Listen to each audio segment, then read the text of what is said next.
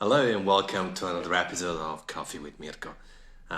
Today is episode 77. 7 is my favorite number, so um, special number, special guest, Matt Winton, who will tune in real soon. So looking forward to have a chat. And again, I'm glad to see you. If you're new, welcome. If you're not new, thank you for being here. Thank you for being here. Appreciate it. Hope you're well. Hope you're safe. Keep on coming. And Matt is in the house already. So, well, let's bring him in.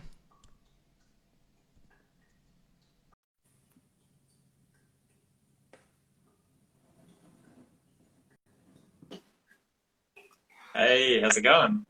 Good morning, Matt. How are you? Yeah, good. It's the afternoon where you are, right? Yeah, you know well this part of the world. For sure, for sure. How's the quality? It's all right for you?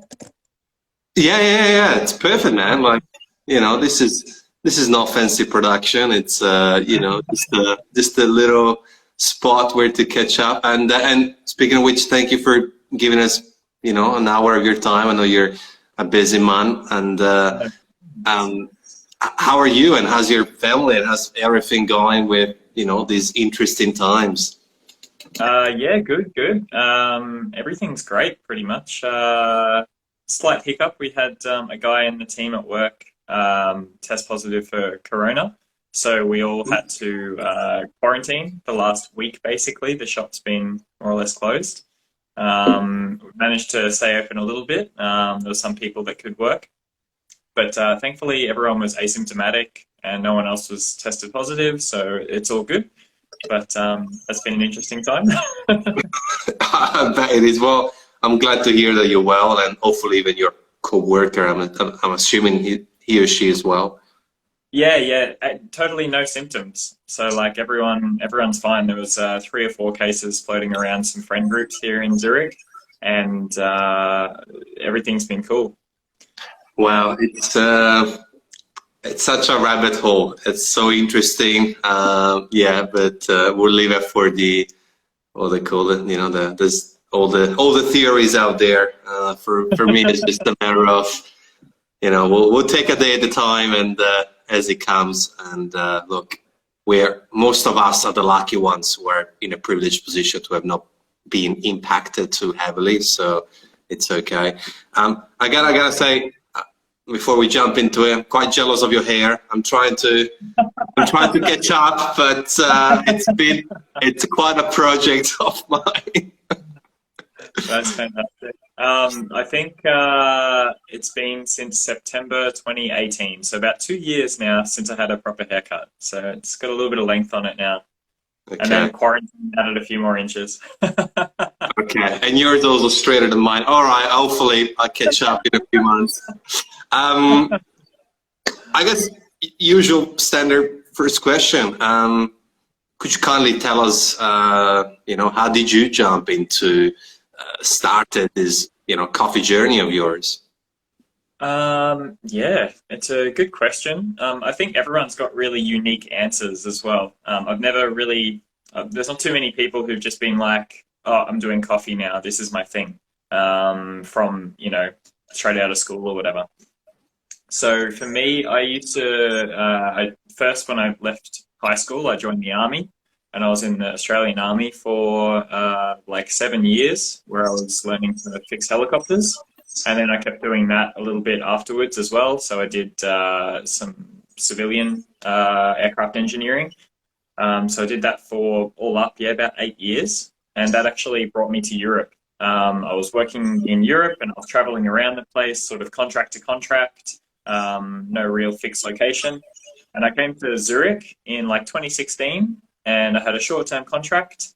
And the place here is so beautiful. I wanted to stay for a little bit longer. I found a job in a cafe and then I just fell in love with it. And since then, I've just been working in coffee.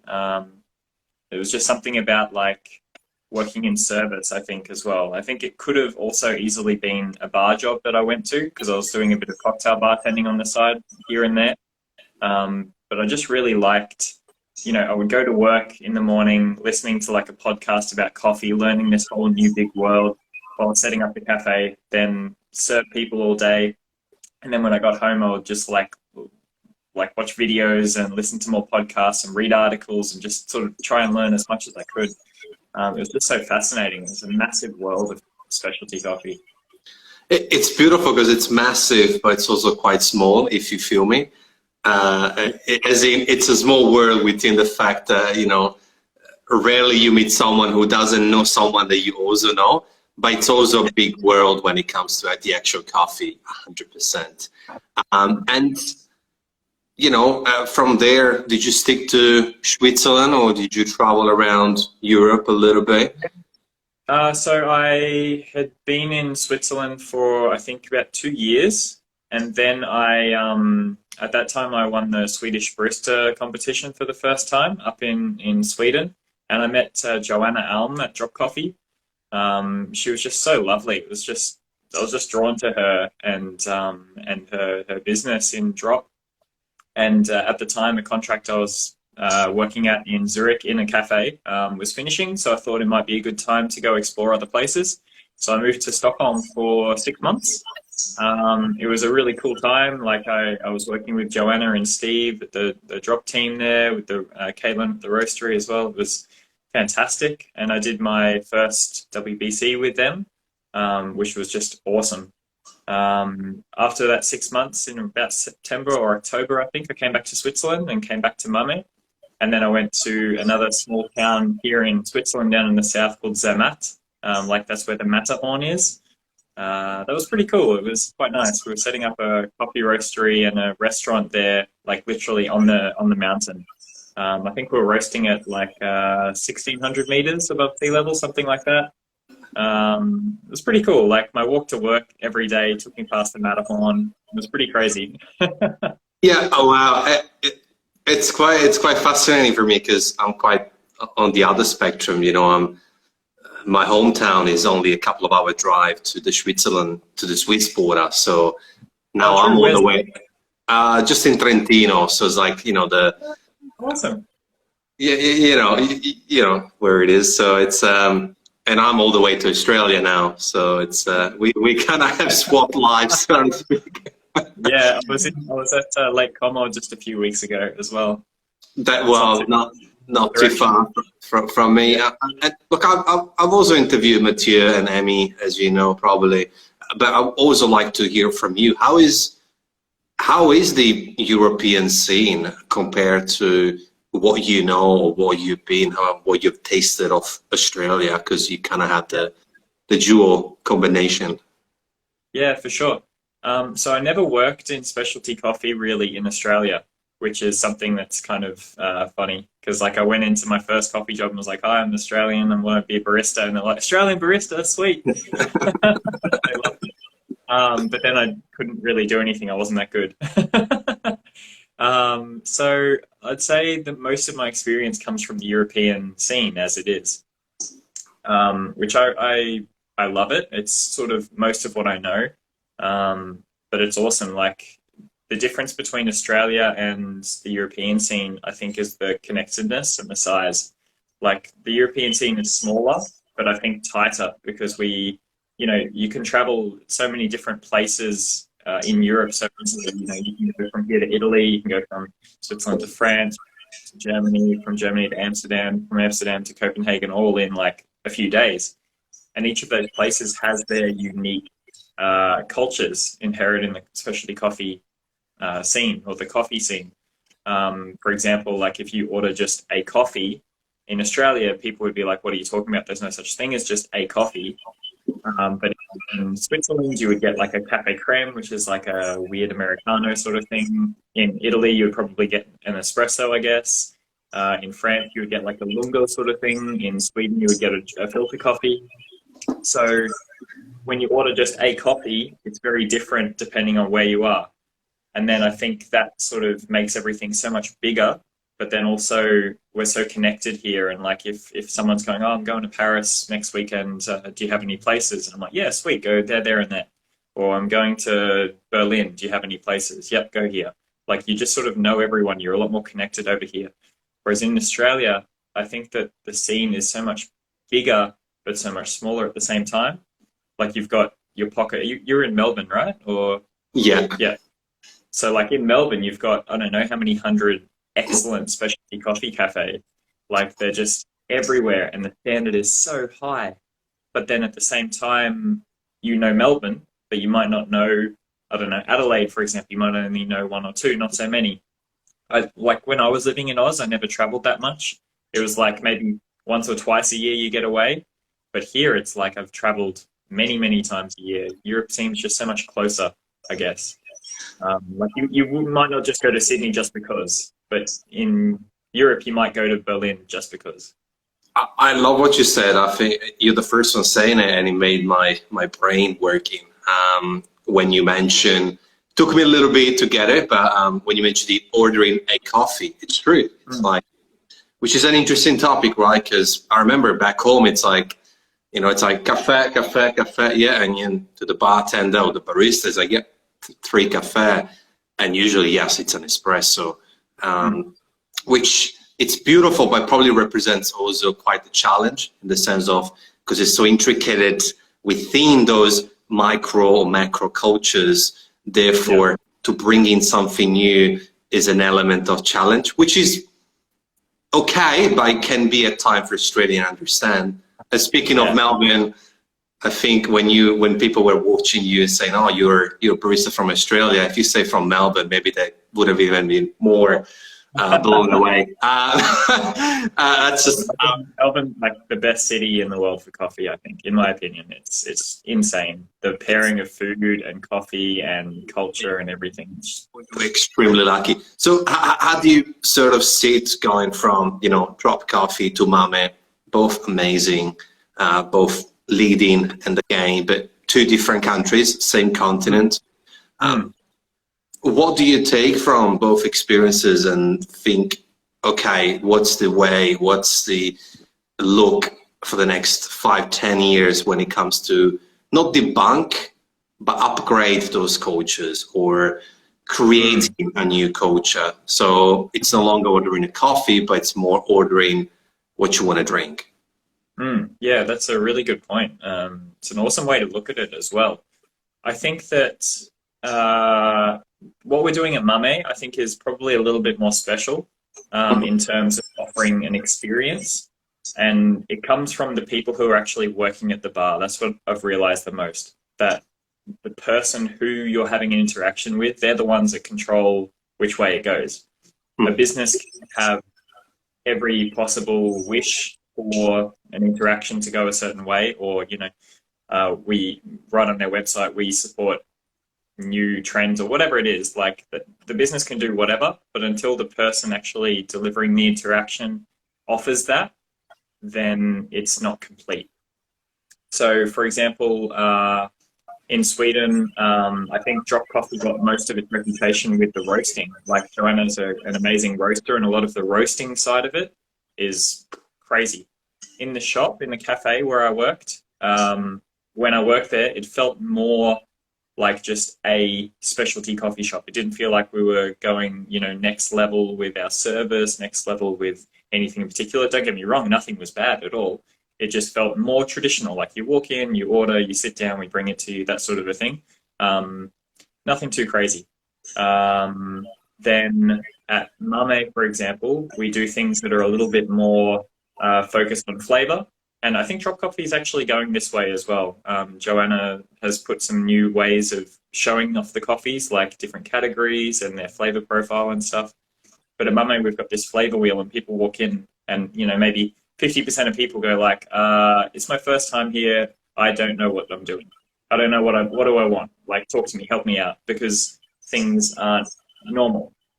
And when then people can't just order a coffee and get away with it. You can't just say, give me a coffee, because it's like, well, got another 4 questions to ask you. Of course, like, we do have people who just want a cappuccino, and that's totally fine, and they'll get it, and it's 0 problems. But like the way that it's set up is towards more of an experience. So we have, like, for example, some different coffee tastings that people order quite regularly, like espresso trios, filter trios, flights, and some sort of special coffees that we have on offer as well, like a reserve menu sort of thing. But they're basically broken down to flavors. We had like a modified flavor wheel with, I think, about 10 or 12 different flavors, like chocolatey, nutty, sugary, spicy, red fruits, black fruits, purple fruits, tropical fruits, florals, umami, lots of different flavors. And then we write the coffee that we have on there as it is. And because we only work with a couple of EKs, we don't have like a dedicated house coffee. We just have different coffees. So it's kind of easy to not get stuck drinking the same thing. Most people tend to prefer the chocolatey coffee, which is a pulp natural from Doterra coffee in Brazil, but they can explore other options very easily. And we often ask the question, oh, what would you prefer? Something chocolatey, more fruity, more funky, more clean? What do you feel like in your coffee today? And I love it, the fact that isn't it a paradox, right? It's like there's such an emphasis even in business communication, and you know, you gotta communicate with your audience and be clear. But I think that we kind of have forgotten that. You know, I remember seeing, feeling, experiencing, you know, barista rolling their eyes, reading the list of options on what coffee to order. And yet it is hospitality, and you wouldn't roll your eyes at your dinner guest if you had people over for dinner. And I think that probably Europe has a bit of a different way of hospitality, like every other, you know, country, obviously within Europe, yeah. Differences within Europe compared to Australia or other continents. And that communication, whether it's digital, that's, you know, kind of what I do for a living, but before I was doing other type of communications, which is, you know, more people-based. I think it's important that each business or each company, however you want to call it, have, you know, consistently spreaded and distributed communication to the people that they want to listen to and deliver the experience that you're trying to communicate, because then it's kept within context. 100%. Yeah, like I can't stress highly enough how important the team at Mame is. The guys who are there making the interaction, the other 8 or so baristas that we have spread across 2 shops, they're the ones that are making the difference between someone just getting a normal experience or, you know, one of the guys, he's so passionate about just like trying to figure out, you know, how can I just like put a little impact on someone's day. He's very, very passionate about it. So often he'll ask like, oh, can I make this your cappuccino with my favorite coffee? And hearing him say that, I was like, man, that's such a good sentence. Like, you know, just saying, this is my favorite, can I share it with you? It's so cool. And it really comes down to the person. It's awesome. And sorry, I'll be with you in a minute on that. But what language do you speak at the shop? It just hit me because... Yeah. So it's mostly English. Okay. We have a very international spread of people. We require a basic level of German or Swiss German, but ideally, like day to day, you can speak Swiss German in Zurich. That's the language here. So I speak Swiss German, not very good High German, and English.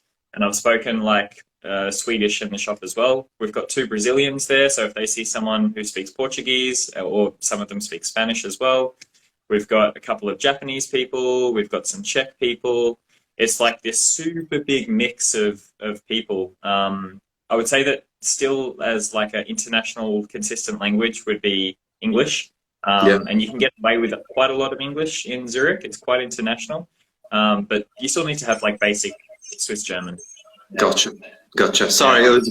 But yeah, I think going back to your colleague, you know, having your spin, but I do believe that the way that if you're bold enough to create a space in a way that you draw people to ask the question and say, you know, what stuck with me from what you just said is people come in and say, it's my first time. A lot of businesses are too scared of doing that because they feel that they're going to scare people. But I actually quite think it's quite the opposite, because it creates the hype, the curiosity, The well, there's a coffee machine. I wonder what it tastes like, and I wonder what's the why everybody's talking about it. So I think you're creating a different slice of the market within the market. Sure. For sure. I mean, you have to read the person as well. Some people just come in, you see their eyes sort of looking down, they're in a rush. You don't ask that person what coffee they want. They say cappuccino, you give them a cappuccino. Do it with the coffee that you think they'll like, the more basic one. Happy days. See you later. But then you see the person who's just like looking around a little bit more curious, and then that's the person that you can grab. Yeah. And I think shareability and accessibility is such a component. A lot of people in coffee are quite scared of giving everything away, right? Like, oh, this is my menu, this is how we do things here, this is my recipe. But I think if we look at the chef's world and at the master chef of the world, and now recipes are shared.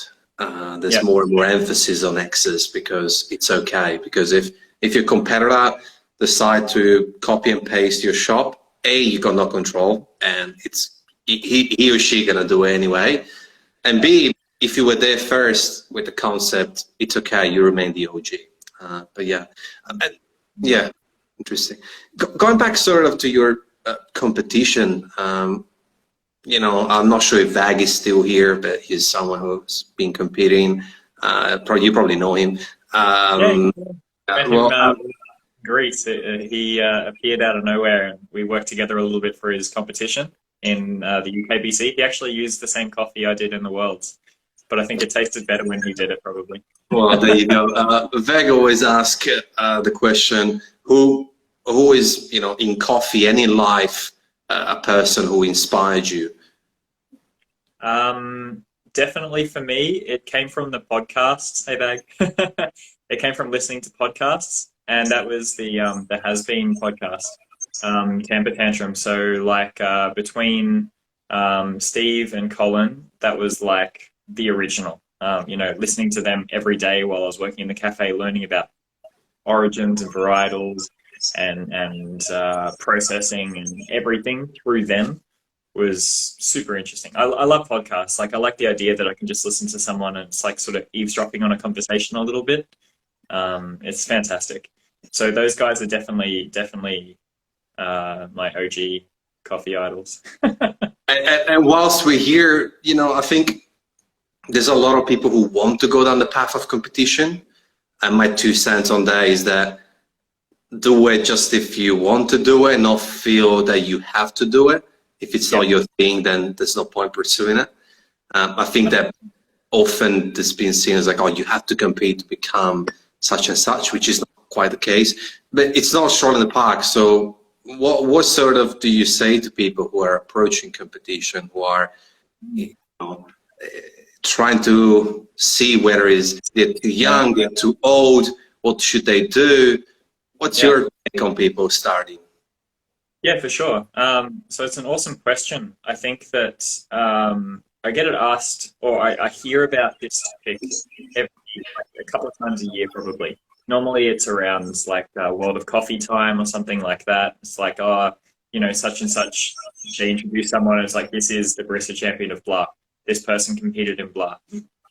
And I think it's really good and really, not really negative, but and also negative as an aspect of this particular industry, in that competing has become like a bit of a benchmark. I don't think it's too bad of a thing. It is negative because, if maybe you're not so good at competing and you don't want to, and then that's fine. You still have the right to be represented in the industry, 100%. But it's a lot easier if you do compete and you get some fame, I suppose, through competition. Like thinking back to different, coffee pros that are very popular. There's not many that haven't done it through competition. Or even all the famous roasters, everyone comes through competition at some point. So it sort of has become a bit of a benchmark, but I don't really mind it too much. I think it's quite nice. I think it does represent a fair chunk of the actual work that we do, not everything, but a fair chunk of it, in that you have to source and serve excellent coffee. You have to be super professional, very, lots of attention to detail. So in ways like that, I think it's actually really good. For people that are just starting, I think just doing it is excellent. And I recently, over lockdown, and I'm finishing it off right now, have started a website to help people doing exactly this. So it's going to be launched very soon. You're the first person outside of maybe 5 or 6 other people to hear about this, and now whoever else is listening. Dag knows about it as well. So he's been helping me with some feedback on it. But it's basically providing online training for barista competitors. So when it is your first time and you want to compete, for me, it's like trying to find all the information was impossible. I didn't know that you couldn't put liquid on the cups on the top. I didn't know that you had to serve water. I didn't know that, lots of little things that were just like overwhelming. There isn't really a clear way of like, this is what you have to do. So I decided I wanted to compete from listening to the podcast and hearing people talk about barista competitions. And then it was like, right, who do I know that has competed before? Let's go ask them. And then, I was lucky that people could give me advice. And then I just started watching routine after routine after routine on the internet. And I'm sure Bag can also attest to this, but that's the only way to do it at the moment. So I wanted to change that. I suppose that this goes hand in hand when I mention creating access. That's what you're doing. I think it's super important, and thank you for sharing and thank you for doing it. I think creating access is super important. It's what humans are made out of. It's like sharing a map when, Google Maps didn't exist. So, you had people going with the boats and trying to draw the little shapes of continents. Like, well, actually, if you're going this way, take this piece of paper with you. And it's true, because like, it's daunting, isn't it? Like starting a business or starting competing, even brewing your first ever coffee. Imagine that the internet didn't exist and all of a sudden you buy a V60 at a shop. I'd be daunted to be like, okay, what do I do with it? Which is okay, because it gives you this space to explore and play with it, because we don't have to stick with the rules. You can still do it your way, with your color, with your sort of inputs based on what you like. But I think to have a benchmark and creating a space for you to be able, for people who are interested in competing, to access that, it's extremely valuable. So thank you for doing that. I really think it's super cool. Yeah, it helped me so much. That's why I wanted to do it. Because competition, like I said, it is like the easiest way to get some sort of reputation in the industry. Not that that's what I wanted. I didn't look for the end goal. It was more like, I like competing, I like brewing coffee, I like learning. And actually, like, I wrote this in course, and you can read it eventually when I release it. But like, it's 80% happens before you go on stage. It's only that last 20% that's afterwards, after you finish, when you call time. That's just a small fraction of it. More happens when you're training, when you have success, when you have failures, when you feel like nothing's going right and you want to give up, and then next second you're like, all right, I've got to go back to it. That sort of stuff is the only, or 80% of what you actually learn and what you can get out of the competition. Yeah, and also, we often forget that it's quite new. It's still new. Like coffee competition is not as old as football or other sports, even though they're not quite in the same category. But and being new means that there is a lack of information. I remember interviewing a team one Lobo, and he was saying exactly the same, which was like, well, when I went to WBC, like, we didn't know what to do or not to do, and you cannot quite see the evolution if you watch his routine back in Trieste. I believe it was Trieste or Treviso. Anyway, one of those cities in Italy, all the way to Boston looked like. So it's very interesting. Yeah. I'm sorry to cut it through, but we got the little ritual question. We got the halfway mark, out of the box question. I hope you're ready. If you're not, that's okay. So if you could, Matt, who would you like to have dinner with? Oh, anyone in the world. Anyone in the world, alive, dead, coffee, non-coffee? I don't know. What are we having for dinner? That one is really, yeah. That you could choose too, but the guest is. What do I do like now? I'm doing like some intermittent fasting at the moment, so I haven't eaten since, I don't know, 8 o'clock last night. I'm getting a bit hungry now. Kind of feel like a pasta or something. No. Nothing wrong. That's a good question. No one but jumps out, actually. I really like in the coffee world, I really like having, you know, all of these people around. Like, you know, if I come to Australia, I can see you, you know, David's over in Adelaide, you've got Simon in Sydney, people in Brisbane, stuff all around there. Like Vag is over in the UK, or he's in Greece at the moment. Everywhere I go, there's people and I get to meet them and we can have dinner. So things like that, I value a lot more than the diversity of people that I can meet, rather than one single person that, you know, this is the person that I need to see or that I need to meet. I'd rather have a breadth of people instead of just one. That's beautiful. I'll take it. That's fine. That's good. That's good. There's no right or wrong answer to this question, so I like it. Hey? Thought-provoker. Yeah, yeah.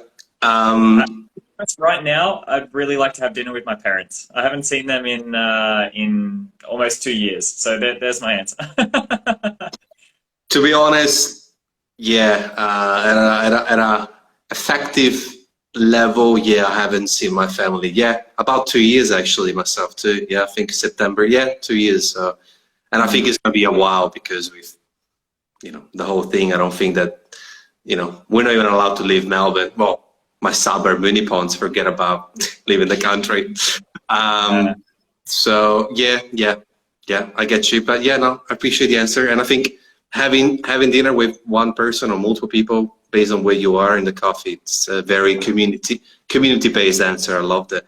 Speaking of something that you sort of touch base and we kind of moved a bit far away from it, what I love more than coffee is people. And anything has to do with people. So their lives and their stories, their careers, and doesn't have to be business, doesn't have to be work. Everything with people is what I love. And what bring people to do certain action, and something that I do find extremely fascinating, especially in this kind of day and age, is what you did, which is like you were in the bloody army, like now you're brewing coffee. My hair wasn't this long back then. I'm sure it wasn't. So what I find fascinating with that is that to some people, this transition was, I'm not saying it was easy, but you actually made it and you were like, stuff it, I'm doing it. For some people instead, it becomes extremely difficult at both level, physical, mental, financial, even to connect the dots, and they spend years or months or decades doing, you know, not necessarily what they want to do. Soldier or coffee, that's funny. That's funny. We just jarhead of coffee if you had a, you know, the hiccup.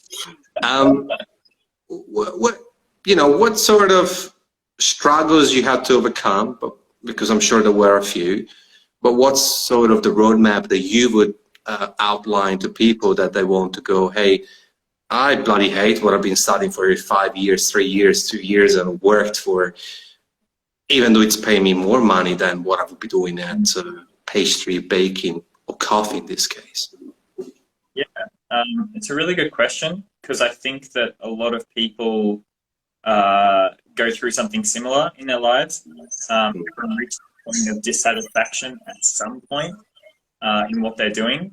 And I like, okay, so to face this up, I like hippie stuff. I like being a bit woo and spiritual and that sort of jazz. So that sort of comes across in a lot of things that I believe. in particular, in this case, I believe that, you know, every now and then, the universe does make you evolve. If you don't evolve yourself, it'll happen one way or another. You're gonna, you know, it starts with like a little tap on the shoulder, like, hey, maybe you should stop working your 9 to 5 job and go and, I don't know, whatever your next right step is supposed to be. And then after that, it's like a bit of a shove. And then the universe grabs a chair and whacks you over the back of the head with it. And like, you fucking know about it at that point. And that's sort of the order of progression that it happens generally. So I personally try and listen at that little tap on the shoulder level, like, hey, this isn't the right thing for you anymore. Like the move to Sweden was so the right thing for me. Like when I left, like met Joanna, she offered me the position. I just went, it just flowed. When I left aircraft and started doing coffee, it flowed so well. Like there was no choice but to do that. It was just like, nope, this is the right thing. Like I just came to the cafe and I felt happy. When I went from Sweden back to Mame, there was a point in Sweden where I wasn't happy every day. Like some days it was like a struggle to go to work. It was like, oh, I don't feel it. But then I was at Mame, I wanted to go to work every day. So I was like, all right, well, this is the right place for me. Just listening to little cues like that go, hey, listen to this, or like, you know, this is the right way. Anything that shows you the path that you're supposed to be on, and it might not be the path that you think it is, anything like that is worth listening to. It's only going to serve you in good ways. It might not seem immediately obvious, but will serve you in good ways. And that's the reinforcement that you're on the right path, that you're listening to this thing, your intuition.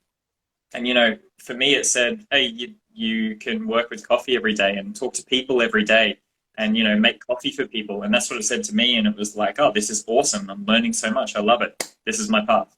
I know I'm in a right place because it feels comfortable and it feels right.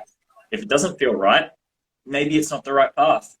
Then listening to that little voice that's like something inside of you is like a little bit uncomfortable and it's like, oh, I don't know, oh, I'm depressed, I'm feeling heavy about this thing. And then just finding the thing that makes you feel light. For me, I ask myself the question because money comes up a lot and a lot of coffee workers aren't on a lot of like the greatest salaries. And you mentioned it before, people leaving higher paid jobs to work in a lower paid job. For me, I ask myself if I had just won the lottery, I've done my binge spending, I've bought the Ferrari, whatever it is, done all that crap, but just day to day I'm living now. What am I doing? I don't have to worry about money. I've got 6 million in the bank. It doesn't matter. I can do whatever I want. But what am I going to spend my time on? And if the answer is anything other than what I'm doing now, I look to change towards that. It's hard to top that off just because I don't want to take what you said out of the stage. I mean, a couple of thoughts. First, I think that, you know, we have such a tendency of using this word as triggers, right, for negative stuff, right? Something's triggering you. But I think there's also positive triggers, whereas tap on the shoulder, or I remember once someone made a metaphor compliment towards me when I was doing a barista job, waiter job, and I was like, oh, yeah, maybe that's right. And it really forced this idea that I could have been doing this, which I ended up doing. And those are positive triggers. I think the tricky part going on the voices, I think that there's a big crowd here, which is often made by us and our environment and our, you know, situations, where it's, you know, family, parents, culture, the place where you live. Obviously, you know, without forgetting that some people don't have the option, of course. So we're talking about people who have the options. And it's interesting because it's very difficult to sort of like, okay, hang on, which voice do I actually need to stop to listen to? The you're not good enough, you know, those voices. And often we tend to listen to that. I'm not good enough. I'm shit at this. I really fucked up. I need to get this. Yeah. Yep. And then there's the voices saying what you were saying, which is like, well, actually baking, or what is the word? You know, making I don't know, toys or embroidery, whatever makes you really happy, and all of a sudden you find yourself Saturday, Sunday baking cupcakes, and Monday to Friday you work in finance and you hate it, which is quite interesting. I think just to touch on what you said then with the voices, it's really interesting. You said there's a lot of voices happening up here, which is so true. But the voice that I'm talking about comes from like a deeper place. It's your intuition, and it's, you know, the thing that tells you to call a person when they need a hand. It's the intuition that tells you to, you know, help someone out, to do anything that brings you towards like this greater connection and a constant evolution. Absolutely, absolutely. And look, yeah, those voices. This one comes from a very particular place, and you just have to put attention on it and like get used to listening to it, right? Because it can be drowned out by all of this. It's totally, I get you. And I think it's funny because when you talk about the bank, they win the lottery. I think we often forget that there's a lot of things that there's not a lot of things that we can control, but we forget that we do have control on a few others, which is our spending, our lifestyle, deciding that maybe I can downgrade temporarily or move back in with my parents, or having two jobs if I really want to pursue what I'm passionate about. And all of a sudden, the extra 10, 12, 13 euros, dollars, because you're no longer using Spotify Premium, or you change your phone plan to a cheaper phone plan because you own your phone now, they all come in handy. So those are the things that we're in control of, and we often forget about that. But yeah, this is quite a big topic, but I'm glad that you could share your story, because that's quite an extreme. You didn't go from, oh yeah, I was a uni student and I went to coffee. You went from, you know, choppers to jugs and milk pitchers. Yeah, I mean, it's actually a very good thing, this engineering background. Like, I fix everything in the shops. I was actually going to ask you, what are you bringing to the coffee that you learned from the army? Well, one is this. Yeah, definitely. The biggest thing, like the type of aircraft engineering I did was avionics. So it was all of the electronics, radios, and instruments in helicopters and planes. Most recently, like the last aircraft I touched was a A340. So like the big Airbus, you know, massive airplanes, civilian ones for, I think it was SAS at the time. So that was like the last thing. It's a very different thing to coffee. But the skills that I got is troubleshooting, definitely, and then just technical skills. Like, I know how to put things together and take things apart and fix a problem and diagnose a problem. And whether that's, and I'm good with my hands, like, because that's what I used to do. So like that's transferred directly to espresso machines, to grinders, to the IT systems, like, you know, cash terminals, printers, everything. I just fix stuff, because if it's broken, I want to figure out how it's broken and then fix it. It's just, so I like doing it. I love it. I struggle changing light bulbs. So my apartment, on the ceiling, we got the light bulbs clocked in the wall. And because this light is on top of me when I do the podcast at nighttime, well, now it's a bit better. So I just covered it. I didn't pull it out. I covered it with a piece of metal. I was like, nah, I don't want to even risk it. Yeah. Anyway, I'm quite the opposite. That's okay. Literally, I'll take a photo, send it to you later. So thank you for sharing that. And I think we are based on what we have done and what we're going to do. I mean, that is just retouching based on the Army stuff, and we can answer that question, which is, you think Army teaches you to be patient as well? My question was going to be, so what can we do now with the coronavirus to sort of maintaining the evolution of coffee, sort of sustain the trip, the journey that has been happening for the past 10, 15 years. Because I'll say we, but you guys especially are the ones holding the keys. So I think firstly with Vag's question, the army definitely didn't teach me to be patient. I used to be a lot more stressed when I was in the army. So then everything had to be done now. Meditation has taught me to be patient, that's for sure. The army taught me more things about like self-discipline, I guess, but that's also come through competition, through like, all right, I have to show up training every day. The army taught me a bit about teamwork, but I've since learned more. I'd say more like the idea of like, right, I'm just going to get this done. Like, just head down, let's do it. That was the way that it was done a lot more in the military for me, where it wasn't so much about thinking, oh, how can I do this, blah, blah, blah. No, someone tells you to walk over there, you walk over there. That sort of a thing. So that was a bit more. And just offered me some different experiences that shaped me for who I am today.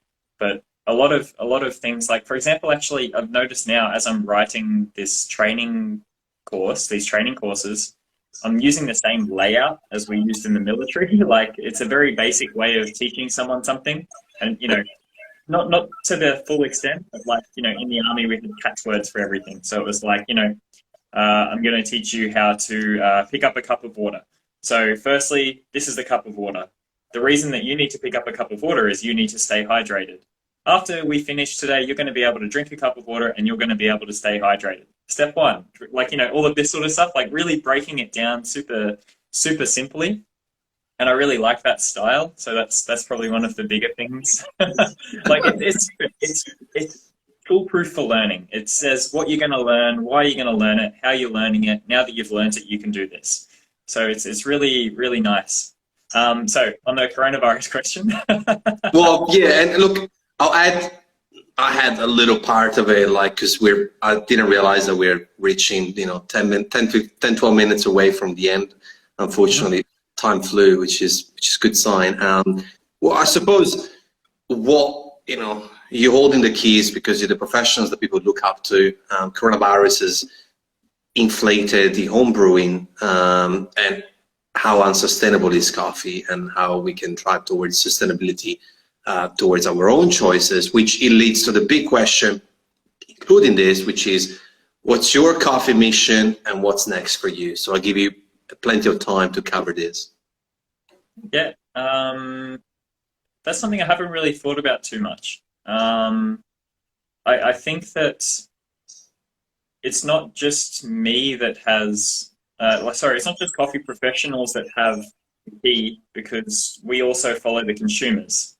And we also follow what farmers give us. So really, it's a whole holistic network. It's everything's in one. There's no individual person that can do anything. Anyone can put a little bit of force in to roll the ball that way, but at the end of the day, everyone has to put their weight on that side to get it going. I think for me, I find it hard to say anything about sustainability in terms of the environment in coffee, because it is inherently not that sustainable. We're taking tons of a product grown by people and picked by people who are on much less wage than we are, even comparatively, shipping it halfway across the world, and then roasting it and, you know, selling it to people who are more rich. It's like the epitome of, you know, this olden privileged era of I can afford to eat lots of food, so that's why I'm obese sort of thing. Like, you know, we import spices from wherever. Like, if we're going to be very sustainable, coffee should only exist and be drunk in the places where it's grown. That being said, that's not the world that we're in right now. So that's why I can't think too sustainably and like to this environmental and ecological impact, because that's just the state that we're in. That's what we've become accustomed to, and that's what's happening right now. That is what is happening. I think that there's some cool things happening with like the big cargo ships that's sailing. We looked into that at Mame for transporting our coffee. So that sort of stuff is kind of cool as a bit of an impact. Trying to reduce the transporting emissions a little bit. But that being said, at the same time, we still air freight some things because it's quicker and it's more reliable. So in terms of being sustainable for the future, I can't see much improvement really, because if we want quality, we have to compromise on sustainability in some ways. It's some form. It might not be dramatically, it might just be a little bit, but we have to compromise somewhere. And it depends where your personal quota is for compromise. If I can't compromise on quality, then I will compromise on sustainability. And then price comes into that as well. But I think it's interesting to see. I think we've started to pay more for coffee, which is great. We're not looking for a cheap option at Mame at all, ever. It's like, right, this is the coffee, this is how much it costs. Is it worth it? Yes, let's buy it. So I'm happy with that sort of an aspect of it. As for like trends and stuff like that in just the scene, for example, in Europe, yeah, you're right. There's so much more home brewing, which is awesome. It's great. I love it. It's super cool because it takes people on more of a journey of like, hey, I'm doing this. I get to learn about this topic. And then like, who knows, maybe these people will be future barista champions. You can't tell. Maybe they'll have a greater impact than we ever could. Look at Colin Harmon's story. It's a good one, you know. Yeah, exactly. So I can't speak for anything the way that the industry is evolving, and I think it's going to evolve with or without me. So I'm not trying to have a personal mission statement or anything like that. I'm not trying to do anything in particular that is going to affect anything. I'm just going to do what I can do daily to try and just be a better person, I think. So if that involves, choosing one option over another, or just maybe it's traveling less, like you said. But at the same time, I've been in contact with so many more farms since quarantine, just over Instagram and WhatsApp, and they just sent samples. So yeah, we're using more air freight, but I've actually reached out to more people. So it's quite interesting. And look, for me, that question is it's not a tricky question. It's a question more to expose the issue, to give a platform for 5, 12, 31, 100 people who will really listen to this on Spotify or YouTube or IGTV to be like, oh, fuck, yeah, it's true. Hey, coffee comes from countries like Ethiopia or Bolivia or countries that are less fortunate than ours. I never thought about it. So it's more to expose. I think that I came quite to the, to the self-realization that there's no such a thing as perfection. There will never be. But I also think that when we talk about sustainability, because it's such a word that's been abused, and the other day I was actually quite, I wouldn't say upset because I don't let these things upset me, but I was like, well, I keep reading about, anyway, there was like a little story and post, and I was like, well, actually, if you really want to talk about sustainability, it has nothing to do with cups or the other thing that was mentioned. Oceans are risking to be empty by 2043. It's not far. There's more mercury in the ocean than probably in 10 labs in the USA. We have a gigantic, enormous amount of problems when it comes to, single-use plastic. But it's not just the straws or the Starbucks the issue. I'm talking about, I still see Melbourne, the green Melbourne, people putting their apples in a plastic bag, coming back home and washing the same apples, which makes absolute no sense. So I think that we need to kind of step out from coffee and see sustainability as holistic, as every single thing that we do and we decide to do, every purchase, every action has a consequence or multiple consequences. And we just need to understand that a lot of those actions we're actually in control of. And we dictate the market by doing so, because if we all stop putting our fruit in a plastic bag for the sake of the exercise, the shop will stop ordering them because they would have an overload of plastic bags, right? So there's a lot of things that we can do, and I think it's just a matter of having a space. And look, there's no right or wrong. It's just a matter of, like you said, trying to better ourselves. For me, it's a question that doesn't have an answer, but it's a question that helps to expose, and I'm hoping to give a little bit of voice to the 17, 31, 99 people who will really listen to this. So that's it. But yeah, I agree with what you said, and I love it. I think you're very centered. I'm very humbled. You have this positive energy that comes from you, and yeah, some people reach out to me and say, "Well, can't wait to hear from Matt," and I get it now. So I look forward to actually meeting you. But thank you so much for being here, sharing this. I feel that's quite incomplete still, but time is the essence for you. You gotta start your day soon. I think we should maybe have a second episode, maybe whether it's brewing, whether it's you talking about certain coffees, and maybe do something a bit out of just the chat, and we could do that maybe. Yeah, definitely. That sounds great. And thank you for putting all this together. Like, your passion is so evident in the channel that you've created and all of these people, and you're relentless with it. It's awesome. It's so cool. Every day it's like posting. It's so sweet.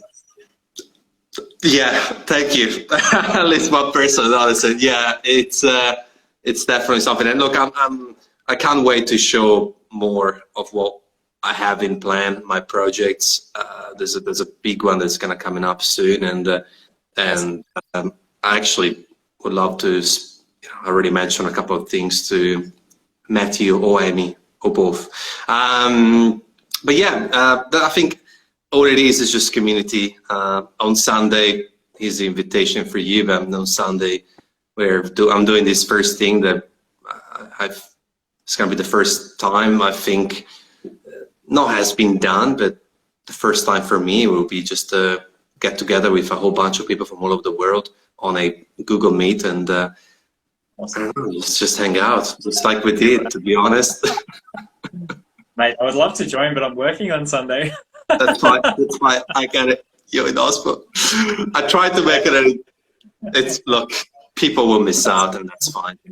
It's been a treat. It's been a real pleasure, my friend, and it's good to talk to you. And let's keep in touch. Thanks very much, Mako. Cheers, mate. Ciao.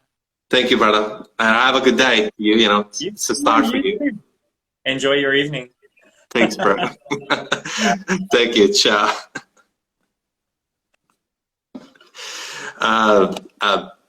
There you have it, guys. I just love when I'm able to connect with wholesome. I hope my pronunciation is good. Wholesome people like Matt, with an incredible story, with an incredible positive, warm energy, and can I say something? Everyone has a story. Everyone has something valuable to share. And it doesn't matter how old, how young, how wealthy, how poor, no matter what, something special about you. You and you and you. And this is not cheesy shit. This is not cliche. This is not to suck anybody's balls. It just really, like, the specialty of being, it's so crazy. And I just want to remind you, if you still make it and if you're still here, and you know, whether it's in the podcast, that you are special. And if you feel for any reason that you're not, because you compare yourself or someone else, a friend or brother or sister doing better or whatever, no, don't worry about it. You are special in your way. And I just love that. I wish I could talk to every single people on earth. Maybe that should be my goal. That could be difficult. I just wanted to say that. You know, yeah. I just want to leave you with that. You're special. Not because you're here. I appreciate that you're here. I'm grateful that you're here. Thank you for being here. This wouldn't be possible without you here. But you are special because of the way you are. And yes, we all have shortfalls and we have flaws and we're not perfect. But within you, have so much to give. And there's so many people who love the way you are. And just keep being you and being awesome. So just want to leave you with this. Yeah. So anyway, I'm sending you love. I hope you have a good start of the day, if it's your start of the day, a good end of the day, or a good rest of the day if it's halfway through it. Stay safe, stay awesome, keep drinking good coffee, keep connecting with the world and the people, and I'll see you tomorrow, actually, in a few hours with Reezy Resales at 9 a.m. Australian Eastern Standard Time. And that, last thing, if you haven't registered, Global Coffee Table is going live on Sunday, if you're live on Instagram. So go and watch some of our posts. We've been promoting that. We're just going to get all together, drinking coffee in a global aspect. So to register, just go on the website, drop your email so I can send out the invite for the room. That's the last thing. That's it. Take it easy.